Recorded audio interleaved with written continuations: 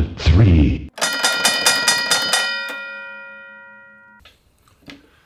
여러분 안녕하십니까. 박용진 TV 탄핵 특집 방송 제22화 세 번째 이야기 여러분 오후 5시에 여러분과 함께 만나기 위해서 박성태 실장님 다시 모셨습니다. 어서 오십시오. 안녕하십니까. 뭐 슈퍼위크 네. 그 한 주간 지금 다 지나가고 있고요. 저희는 이 한 주에 무슨 일이 벌어졌는지 모른 척 좀 얘기를 하고 있다. 예상을 하고 있다. 네. 이런 빅 뉴스가 많은 한 주를 화요일 날 이야기를 나눈다는 게 얼마나 피곤한 일인지 우리는 뭐 금요일 5시인데 혹시 우리가 얘기한 게 다 틀리면 네. 일단 라이브로 전화로 연결해가지고 이렇게 한번 할까요 그냥? 해야지. 진짜 우리도 민망해 죽겠어. 그러면 여기 AI 하나 이렇게 박용진 의원님 이렇게 하시는 거 영상 하나 깔고 네. 이분 라디오 연결하고 저도 이런 영상 하나 깔고 라디오 요런 영상은 잠깐 편집을 해서 한 3초간 해주죠. 우리 제작진의 그 피로도를 생각하면 그러면 안 돼. 그래? 그러면 안 돼. 그냥 우리 정도 틀리고 말아야 돼. 일단 요거 한 10초 해가지고 요거를 그것도 있잖아. 그래요? 그것도 있잖아. 그 국민의힘 얘기를 좀 해볼 건데요. 국민의힘은 그 매직 넘버가 3라면서요. 예. 매직 넘버 3. 일단 그러니까 보수 성향의 재판관 2명. 네. 정형식, 조한창. 네. 이 확실하게 이분들 기각 이번했던 분들. 한덕수 총리에 대해서 기각 의견을 각하를 했잖아요. 그러면 이제 국힘에서 역시 우리 보수가 추천한 후보들 이럴 거란 말이에요. 그리고 그런데 2명만 했는데 1명이 됐어요. 김복형. 이분은 조희대 대법원장이 추천한 재판관이거든요. 근데 이분이 기각인 기각이어서 앞에 4명과 같지만 아주 뭐 죄진 게 아예 없다. 다른 사람들은 헌법 위반은 있지만 파면에 이를 정도는 아니다 했는데 정도의 문제인데 헌법 위반도 없어 이랬거든요. 그래서 2+1 3명을 본인들이 확보했다고 믿는 거죠. 그래서 매직 넘버 3라고 하는데 이런 분들 위해서 이제 마크 타이슨이 주옥 같은 말을 남겼습니다. 네. 누구나 계획은 있다. 얻어 터지기 전에는. 타이슨이 주옥 같은 말을 남겼어요. 빡 내 주먹 한 방 맞아봐라. 네. 매직 넘버 3 우리가 이겼어. 타이슨이 누구나 계획은 있어. 얻어 터지기 전에는. 재밌게 지내고 있어. 맞습니다. 예. 맞아보면 생각이 다 사라지죠. 그렇죠. 상황이 닥치기 전까지는 아무튼 이제 모르는 일이긴 합니다만. 우리 이런 얘기 들으면 저는 늘 이런 얘기를 듣다 또 한마디 하죠. 마이크 타이슨의 얘기도 너무 길다. 파이팅 하고. 그냥 이렇게 퉁치는. 네, 재밌게 보세요. 좋습니다. 자, 그런 이제 헌법재판소에 이렇게 저렇게 지금 압력을 가하기도 하고 해석도 분분하고 이렇게 하고는 있는데요. 지난 대선에서 낙선한 이재원 대표 선거법 위반, 대선 출마를 하지 못할 정도로 중대하다, 피선거권 박탈령 피하기 어렵다, 이렇게 2심을 앞두고 이제 이야기했단 말이에요. 예. 저희가 오늘 이야기를 하는 중에는 어쨌든 26일 선거 결과는 나왔고요. 대법원 선거를 이제 앞두고 최종 선거를 빨리 해라. 예. 또 유죄를 뭐 선고해라. 뭐 이렇게 지금 하는 얘기인 거죠. 예. 근데 국민의힘은 보면 이재명 대표의 이야기를 하고 이재명 대표를 저주하는 것 말고는 다른 선거운동 계획은 지금 못 짜고 있는 것 같죠? 왜냐하면 모든 이슈를 이재명 그리고 탄핵 각하 이쪽으로 가야 돼요. 네네. 왜냐면 기각을 얘기하려니까 자기들도 아니거든. 기각 이거 명백한 좀 위반인데. 저도 방송에 국민의힘 패널로 나와서 하신 얘기 들으면 일단 기각을 하고 우리가 이제 비상계엄 선포가 그래서 전시와 사변에 준하는 비상사태 군을 병력을 동원할 필요가 있을 때 이때로 딱 제한돼 있잖아요. 근데 일단 기각하고 그 법령이 조금 애매하니까 그거 다시 뜯어고쳐서 우리가 좀 얘기를 해봅시다. 이런 말도 안 되는 얘기를 해요. 그러니까 자기들도 말도 안 되는 걸 알아요. 근데 각하는 절차 문제들이니까 그것도 말이 안 되죠. 이 사람들 그걸로 좀 우기는 거거든요. 그런데 그거 말고는 다른 이슈로 가버리면 윤석열 어떻게 할 거야? 그럼 할 말이 없잖아요. 그러니까 이재명 대표만 걸고 넘어지는 거예요. 걸다 이제는 이재명 대표의 망원집이라고 하는 거를 만들었는데 이게 역풍이 만만치 않더라고요. 네, 망원집에서 예를 들어서 요 내용 좋아요. 아무리 비싸고 더러운 평화도 이긴 전쟁보다 낫다. 이거 어떻게 망원이에요? 거기에 뭐 주석을 달았겠지. 그거는까지 못 봤는데. 저도 못 봤어요. 못 봤는데. 외국인 혐오 조장으로 득표는 극우 포퓰리즘은 나라와 국민에 유해하다. 맞는 말이죠. 이게 어떻게 망언이에요? 그러니까. 자, 이걸 망언으로 규정짓는 건 왜 그러겠어요? 몰라요.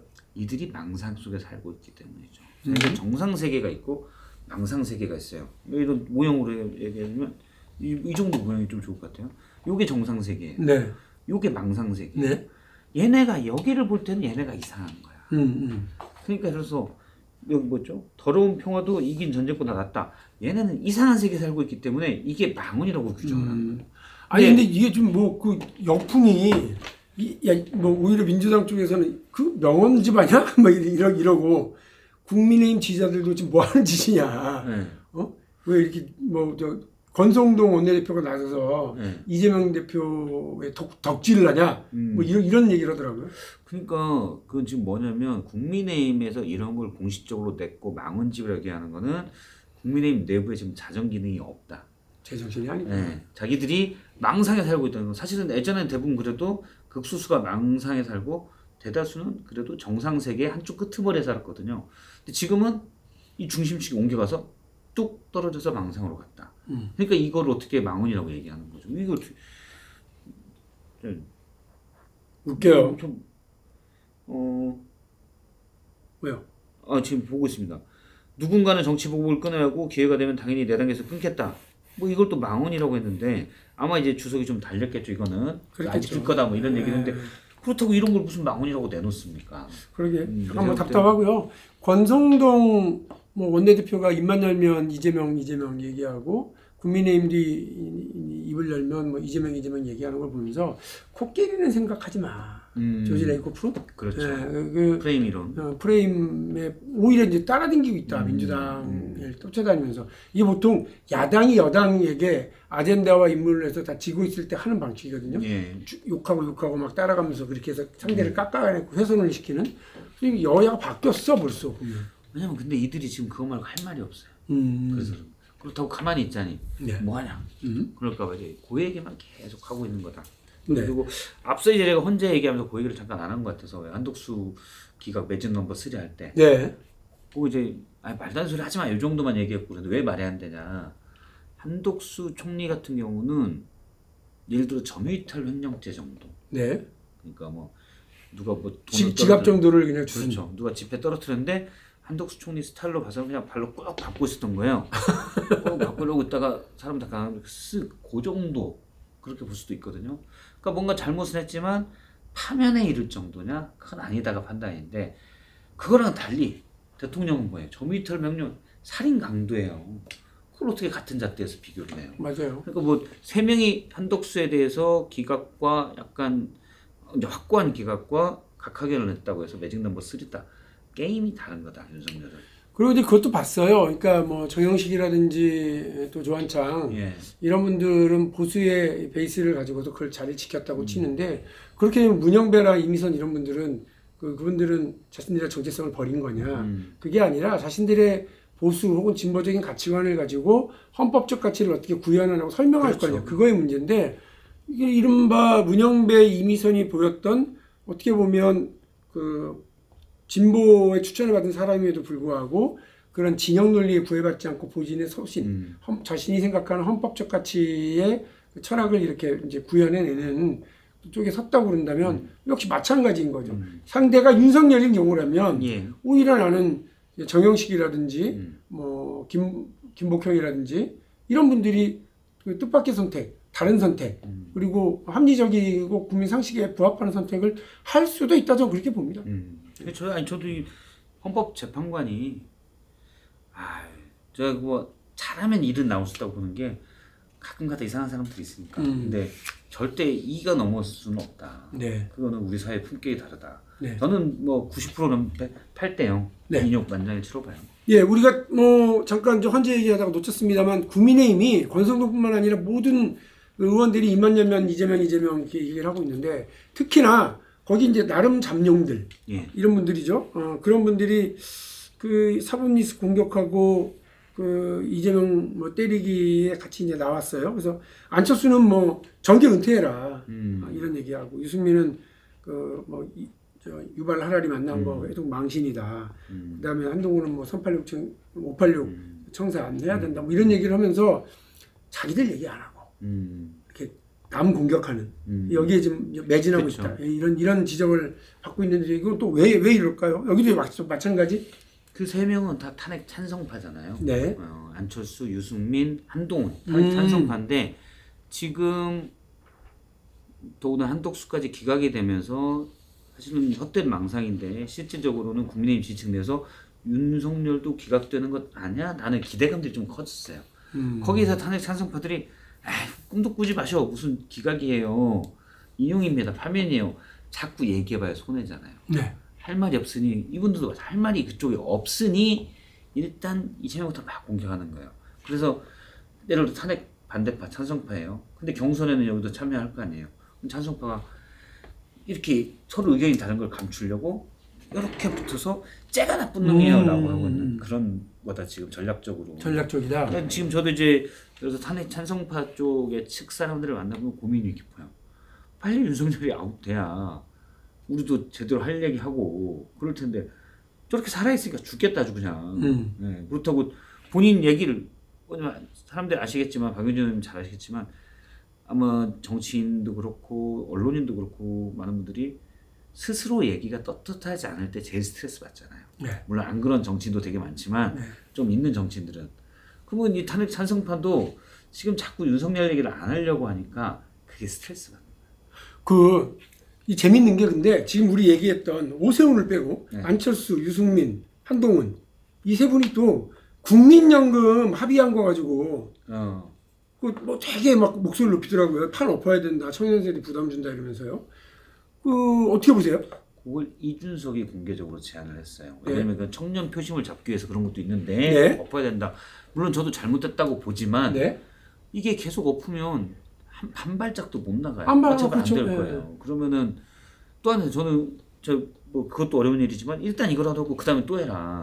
아니면 구조개혁. 개혁이라고 하는 건 연속개혁이지. 그렇지. 그렇게 해야 된다고 생각하는 사람인데 이것도 안 된다고 하면 그러면 이거 합의안이라고 어차피 한 내년 내후년까지 안 돼요. 저는 그런 생각도 하는 건데 이분들은 선거에 나서는 사람들로서 청년 표심을 좀 얻고 싶은 분들이 그렇게 얘기를 많이 한다. 저는 그래서 더 기분 나빠요. 그러니까 저도 역시 그 국민연금에 대한 구조개혁, 그다음에 그를 이제 국부펀드로 어떻게 수익률을 높일 것이냐라고 하는 고민까지 하고 있고 퇴직연금은 또 어떻게 손을 볼 것이냐라고까지 다 이제 제가 계획도 얘기했고 지난 2011년 경선 과정에서 이 부분은 탄탄하게 좀 말씀을 드려왔거든요. 근데 지금 이제 어렵게 모수개혁을 합의를 했어요. 그런데 그 청년 표심 알아본다고 그러면서 사실은 그러면 이분들이 얘기하는 것처럼 판을 엎으면 국민연금 자체에 대해서 어떤 개혁도 없이 그냥 쭉 가면 그게 말이 되냐? 혹은 그 지금의 연금 구조와 관련해서도 좀 다르게 한다. 자동 조정 장치를 넣는다. 이렇게 되면 사실 청년들한테 그러면 더 좋게 되는데 그것도 아니에요. 왜냐하면 청년들이 받는 것도 지금보다 더 떨어지는. 계산해 보면 그냥 금방 그거 나오거든요. 그러니까 지금 당장 이게 볼 때는 기성세대가 더 많이 받는다. 더 많이 가져간다. 청년세대는 상대적으로 조금 가져간다. 이런 걸 가지고 자꾸 부각시키면서 어떻게든 지금의 모수개혁에서부터 구조개혁으로 나가려고 하는 그 행위에 대해서 다 됐고, 청년만 지금 독박 썼어. 와! 막 이러면서 선동하는데 제가 볼 때 되게 부책임한 사람들이에요. 근데 이분들이 누구냐? 이준석, 윤석열 정권 여당 대표 아니에요? 한동훈, 했었죠. 윤석열 정권의 여당 대표 했던 분 아니에요? 안철수. 그 윤석열 대통령하고 어떻게 했던 이 단일화하고 공동정부를 만들었고 지금 국회의원이고 대통령 하려는 사람 아니에요. 그 유승민도 대통령 하려고 그런 사람 아니에요.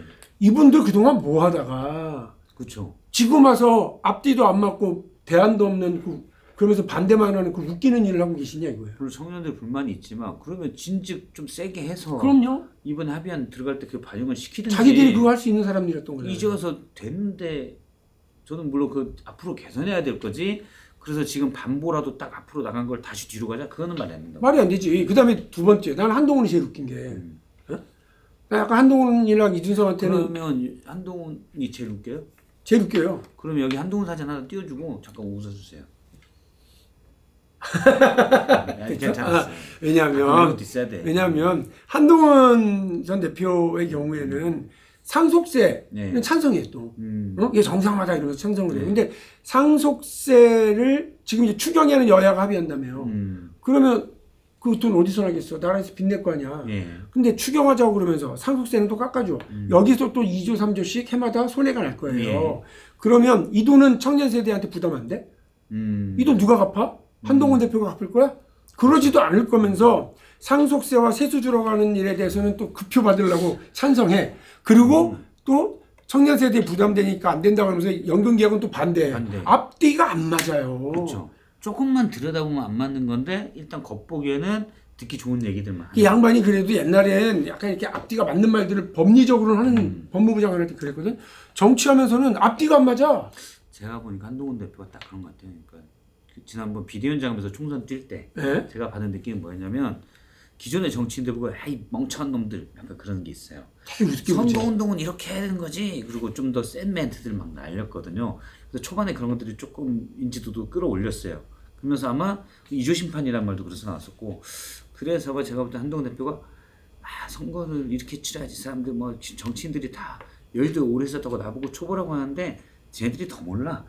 약간 이런 거만하면서 지금 하고 있는 것 같아요. 근데 그렇게 쓴맛을 봤으면 제 정신을 차려야 되는 거 아니야? 근데 지금 하고 있는 게 대표적인 포퓰리스트적인. 그러니까 실망이에요 진짜. 뭔가 좀 이렇게 대안을 가지고 공부하는 그런 정치인이길 바랬는데. 기대를 했었어요? 했어요 솔직히 했어요. 여기 또 한동훈 사진 좀 띄워주세요. 웃어놓고 왜 그러냐.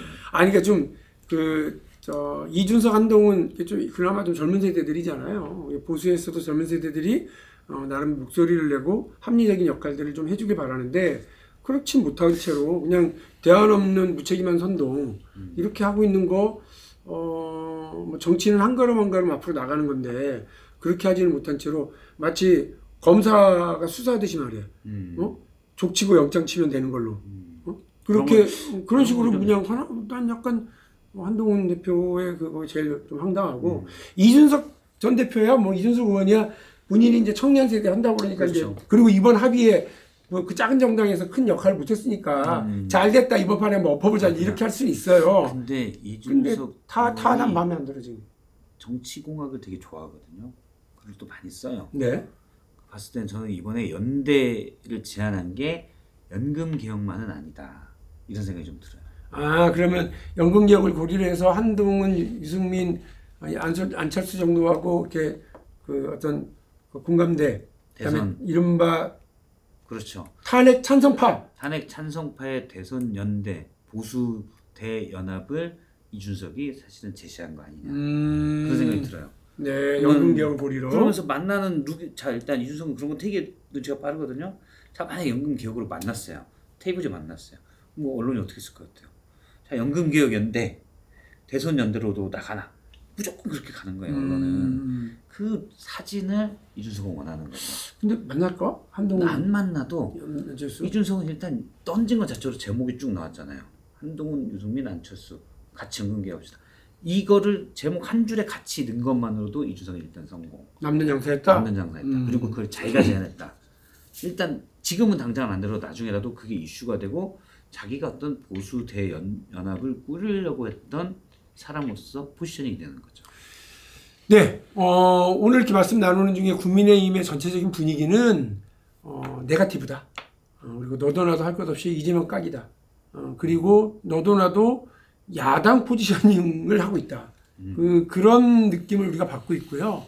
그렇게 해서 국민의 삶을 실질적으로 책임지고 변화를 끌어내기 위해서 한 걸음 한 걸음 나가려고 하는 타협의 정치보다는 엎어치고 맺히고 그냥 닥치고 자신들의 표를 얻기 위해서라고 하면 인기 영합주의식의 포퓰리즘, 세상을 책임지겠다는 묵직한 정치가 아니라 얄팍한 정치로 흘러가고 있다라고 하는 느낌을 받게 되지 않을 수가 없고요. 이런 모든 문제를 좀 하루빨리 좀 종식시켜 나가려면 국민의힘도 대선 모드에 들어가야 돼요. 그래서 정책도 발표하고 이렇게 해야 되는데 그렇게는 못하고 계속 남 씹고 공격하고 네거티브에 에너지를 쏟는 그런 방식으로 갈 수밖에 없는 건 지금 기각될 거야, 각하될 거야 라고 하는 그런 헛된 망상이 사로잡혔기 때문이다. 지금 조기 대선이 확실시 되는데 국민의힘을 제일 망치고 있는 5인이 누구냐? 윤상현, 나경원, 전한길, 전광훈, 그리고 한 명은 윤석열. 아, 본인. 왜냐면 이거 다 4명 합쳐도 윤석열만 그렇죠. 못하지. 그 압도적이죠 마지막에. 근데 이분들이 자꾸 국민의힘을 극으로 끌고 가면서 국민의힘이 대선을 준비 못하게 하는 그런 게 벌어지고 있어요. 민주당 김기현은 여기도 못 끼는 거야? 거의 못 깨요. 뭘 끼려고 그래요. 울산에서 그냥 시장이나 했으면 됐지. 예, 국민의힘이 정신 차리기를 바랍니다만 어쨌든 지금 보여주고 있는 모습은 다음 조기 대선이 벌어질 경우에 국민이 의지할 수 없는 정당과 세력이라고 하는 것을 명확하게 보여주고 있다는 말씀을 드리면서 박용진 TV 탄핵 특집 방송 이번 주에 제 22화 마지막 말씀 오늘 마치도록 하겠습니다. 다음 주에는 끝에 제안이 하나 있습니다. 네. 자꾸 끝에 끼어줘서 죄송한데 끝에 네네. 탄핵 심판 선고가 날 수 있게 기도를 잠깐 드리고 오늘 주문을 외워서 이렇게 영원한 마음. 예. 뭐 안 하는 거예요? 이게 아니 이렇게 그냥 하려고 속으로 그랬는데 괜히 이제 종교적 갈등이 있어서 그냥 이런 것만 저는 무교예요. 무교 원래 저는.